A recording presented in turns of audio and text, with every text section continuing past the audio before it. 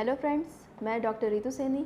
आज हम एक बहुत ही कॉमन समस्या, एक बहुत ही कॉमन लाइफस्टाइल डिसऑर्डर, जिसको शायद आप में से हर किसी ने सुना होगा, जिसके बारे में, जिसे पीसीओडी या पीसीओएस कहते हैं, उसके बारे में डिस्कस करेंगे।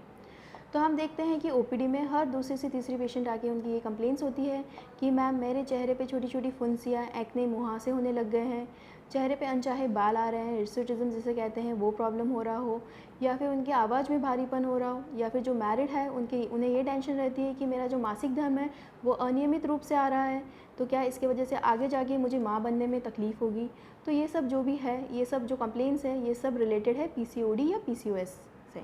तो पीसीओडी और पीसीओएस ये जो है मोस्ट कॉमनली जो एज ग्रुप है 20 से 30 साल की उम्र की जो लड़कियां हैं उनमें देखा जाता है। तो हम अभी ये डिस्कस करेंगे कि पीसीओडी और पीसीओएस इन दोनों में क्या डिफरेंस है। तो नॉर्मली हर मासिक धर्म में छोटे छोटे अंडे तैयार होते हैं जो लगभग पीरियड्स के 14th डे यानी माहवारी के 14वें दिन पर रिलीज़ होते हैं, ओव्यूलेट होते हैं। लेकिन पीसीओडी में ऐसा नहीं होता है। अंडे ज़रूर छोटे छोटे काफ़ी मात्रा में तैयार होते हैं, लेकिन वो मैच्योर नहीं हो पाते हैं, और अंडाशय की जो नॉर्मल साइज़ है वो थोड़ी नॉर्मल से ज़्यादा होती है। तो अगर ये प्रॉब्लम सिर्फ और सिर्फ अंडाशय तक ही सीमित है तो हम इसे पीसीओडी यानी पॉलीसिस्टिक ओवेरियन डिजीज़ कहेंगे। तो अब हम जानेंगे कि पीसीओएस क्या है। पीसीओएस में हम 3 फीचर्स डिस्कस करेंगे, और अगर इन 3 में से 2 या 2 से ज़्यादा फीचर्स पेशेंट में देखे जा रहे हैं तो हम इसे पीसीओएस कहेंगे। तो सबसे फर्स्ट फीचर जो है वो इरेगुलर मेंसेस है, यानी मासिक धर्म का अनियमित रूप से आना। तो नॉर्मल मेंस्ट्रुअल साइकिल जो है वो 28 ± 7 डेज़ यानी 21 से 35 दिनों के बीच में होती है, लेकिन पीसीओएस में ये अनियमित रूप से आती है। मतलब पीरियड्स का चढ़ के आना होता है, किसी को 35 दिनों से, किसी 40 दिनों से, ऐसे चढ़ के पीरियड्स आते हैं। किसी पेशेंट्स में ब्लीडिंग बहुत ज़्यादा हैवी होती है और किसी में बहुत ही ना के बराबर होती है। सेकेंड फीचर जो है वो है हाइपर एंड्रोजनिज्म, यानी ब्लड में एंड्रोजन हार्मोन जो है उसके लेवल, उसकी मात्रा अधिक होती है। तो ये एक तो क्लिनिकली और बायोकेमिकली टेस्ट किए जाते हैं। बायोकेमिकली यानी अपन ब्लड से टेस्ट करते हैं, और क्लिनिकली यानी पेशेंट के छोटे छोटे चेहरे पे छोटी छोटी फुंसियाँ होती है जिसे हम एक्ने कहते हैं। फेशियल हेयर ग्रोथ, अनचाहे बाल होते हैं जिसे हम हिर्सुटिज्म कहते हैं।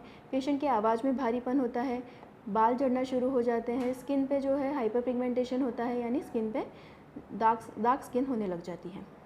और थर्ड यानी जो सोनोग्राफी पे हम ऑलरेडी डिस्कस कर चुके हैं, छोटे छोटे अंडे तैयार होते हैं जिनकी साइज़ बहुत ही छोटी होती है, और जो अंडाशय की साइज़ होती है वो नॉर्मल से ज़्यादा होती है।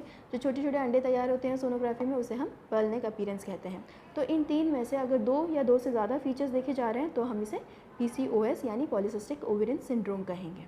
तो अब हम डिस्कस करेंगे कि इसके लॉन्ग टर्म कॉन्सिक्वेंसेस क्या है, यानी अगर समय रहते हुए पीसीओएस का इलाज नहीं किया गया तो पेशेंट में आगे जाके क्या क्या प्रॉब्लम्स होने के चांसेस हैं। तो इसमें मोस्ट कॉमन है डायबिटीज़। पीसीओएस में इंसुलिन रेजिस्टेंस होने के चांसेस होते हैं, जिसकी वजह से ब्लड में शुगर की मात्रा बढ़ती जाती है। पेशेंट को बीपी यानी हाइपरटेंशन का प्रॉब्लम होने के चांसेस होते हैं। इनफर्टिलिटी यानी निसंतानता, जैसे पीसीओएस में मैं ऑलरेडी आपको बता चुकी हूँ कि छोटे छोटे अंडे तैयार होते हैं जो मैच्योर नहीं हो पाते, जिसकी वजह से पेशेंट को इनफर्टिलिटी का प्रॉब्लम होने के चांसेस है। और पीसीओएस में मोस्टली, जैसे मैंने मेरे लास्ट वीडियो में बताया है, पीसीओएस में मोस्टली इनफर्टिलिटी की ट्रीटमेंट लेने की ज़रूरत पड़ती है, ट्रीटमेंट से ही वो कंसीव हो पाते हैं। नेक्स्ट है ओबेसिटी।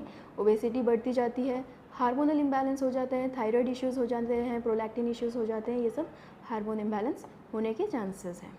तो अब हम डिस्कस करेंगे कि इसके कारण क्या है। पेशेंट का ये कहना होता है कि मैम मुझे ही क्यों हुआ है, मुझ में क्या प्रॉब्लम है। तो सबसे फर्स्ट मोस्ट कॉमन है लाइफस्टाइल। पहले का टाइम था जब औरतें दिन रात मेहनत करती थी, भाग दौड़ करती थी, धूप में पसीनों में काम करती थी, तो बॉडी का वर्कआउट होता था। मैं ये नहीं कहूँगी कि आज की औरतें काम नहीं करती हैं, लेकिन आज का जो काम है वो एक सेडेंटरी लाइफस्टाइल हो गई है। सेडेंटरी लाइफस्टाइल यानी एक जगह पे बैठे रहना है, रूम में एसी फ़ैन चल रहे हैं, सामने कंप्यूटर लैपटॉप पड़ा है और उस पर हम काम कर रहे हैं, तो इसमें वर्कआउट नहीं हो पाता, बॉडी की मूवमेंट्स नहीं हो पाते, तो इसके वजह से पीसीओएस बहुत कॉमन है। सेकंड यानी diet issues, diet changes, dietary habit जो है अपनी आज के टाइम पे, लाइफस्टाइल आज के टाइम पे जो है ज़्यादा से ज़्यादा बाहर का खाना, जंक फूड, प्रोसेस फूड, ये सब का इंटेक बहुत ज़्यादा है, जिसकी वजह से पीसीओएस हो रहा है। विटामिन, प्रोटीन्स जो बॉडी को मिलने चाहिए वो नहीं मिल पा रहे हैं। थर्ड यानी जेनेटिक प्रीडिस्पोजिशन, यानी अगर किसी पेशेंट की मम्मी को या बहन को या कोई भी फर्स्ट डिग्री रिलेटिव को ये प्रॉब्लम है तो उनमें भी ये मोस्ट कॉमनली देखा जाता है। नेक्स्ट है स्ट्रेस। स्ट्रेस के वजह से हार्मोन बॉडी के इम्बैलेंस हो जाते हैं, जिसकी वजह से पीसीओएस होने के चांसेस हैं। तो अब हम इसके ट्रीटमेंट के बारे में कुछ डिस्कस करेंगे। 90% PCOS का ट्रीटमेंट कम्प्लीटली आपके हाथ में है। जैसे हम ऑलरेडी डिस्कस कर चुके हैं, लाइफस्टाइल मॉडिफिकेशन ये सबसे ज़्यादा ज़रूरी है। लाइफस्टाइल मॉडिफिकेशन में एक्सरसाइज, योगा, मेडिटेशन, जो भी आपका इंटरेस्ट है, डांसिंग, स्विमिंग, रनिंग, जॉगिंग, जिसमें भी आपको इंटरेस्ट है, कार्डियो वर्कआउट करना है, you have to work out your body. जब तक पसीने नहीं बहेंगे उसे वर्कआउट नहीं कहा जाएगा। सेकेंड यानी डाइटरी चेंजेस, प्रोटीन इंटेक जो है वो बढ़ाना है और कार्बोहाइड्रेट और फैट इंटेक जो है वो कम करना है। प्रोटीन इंटेक नॉन वेजिटेरियन में अगर देखा जाए तो egg is the best source of protein, अंडा सबसे बेस्ट सोर्स है। और अगर वेजिटेरियन है तो इसमें स्प्राउटेड फूड, दाल वगैरह ये सब यूज़ करा जा सकता है। ग्रीन लीफी वेजिटेबल यानी हरे पत्ते वाली सब्जियाँ, देन ड्राई फ्रूट्स, इन सब का इंटेक बढ़ाना है। और जो भी ये प्रोसेस फूड है, कैन फूड है, चिप्स एंड ऑयली तली हुई चीज़ें, ये सारी कम्प्लीटली बंद करनी है। सॉल्ट इंटेक जो है, नमक की मात्रा कम करनी है।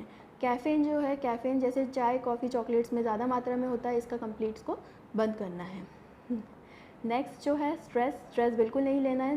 स्ट्रेस कम करने से ऑटोमेटिकली बॉडी के जो हार्मोन्स हैं वो नॉर्मल हो जाएंगे, PCOS के प्रॉब्लम कम हो जाएगी। नेक्स्ट है एक बायोलॉजिकल क्लॉक होता है, यानी किस टाइम पे उठना है, किस टाइम पे सोना है, ब्रेकफास्ट, लंच, डिनर, इन सब का एक टाइम फिक्स करना है, एक टाइम टेबल बनाना है, शेड्यूल बनाना है और पूरी दिनचर्या उस हिसाब से करनी है, जो बॉडी के जो हार्मोन्स है वो बैलेंस हो जाए और PCOS ठीक हो जाए। तो 99% कहेंगे कि PCOS का ट्रीटमेंट कम्प्लीटली आपके हाथ में है।